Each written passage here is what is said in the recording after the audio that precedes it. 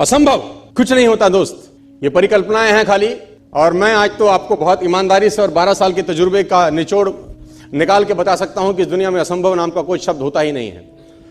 इंसान कभी भी चंद्रमा पर नहीं पहुंच सकता, पृथ्वी विज्ञान की अधिकतम सीमा है।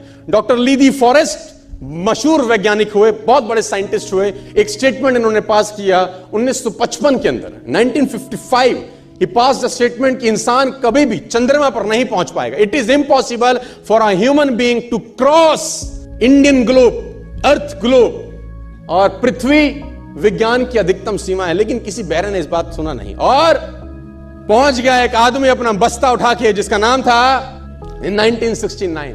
और उसके बाद तो स्पेस जर्नी ऐसी हो गई जैसे आप और मैं अभी पतिया और बैंकॉक चले जाते हैं।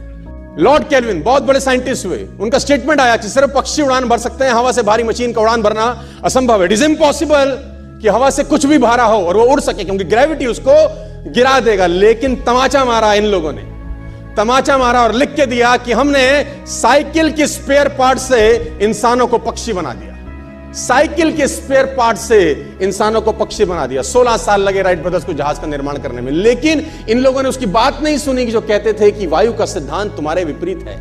यह बात भंवरे को कही जाती थी कि भंवरा वायु के सिद्धांत के कारण कभी जीवन मोड़ नहीं सकता, क्योंकि उसके पंख उसके शरीर से हल्के रहते हैं। लेकिन भंवरा साला किसी स्कूल में गया नहीं आज तक। माई doctor told me I will never walk again.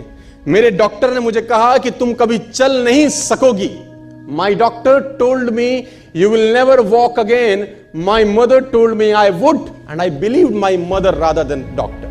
Wilma Rudolph एक ऐसी एथलीट हुई जिनको पोलियो था, पोलियो था जिनको डॉक्टर ने कहा तू चल नहीं सकती, मां ने कहा तू चल सकती है। उसने कहा मैंने डॉक्टर की बात नहीं मानी, मैंने अपनी मां की बात मानी। 3 ओलंपिक गोल्ड मेडल जीती ये लड़की, 3 ओलंपिक गोल्ड मेडल।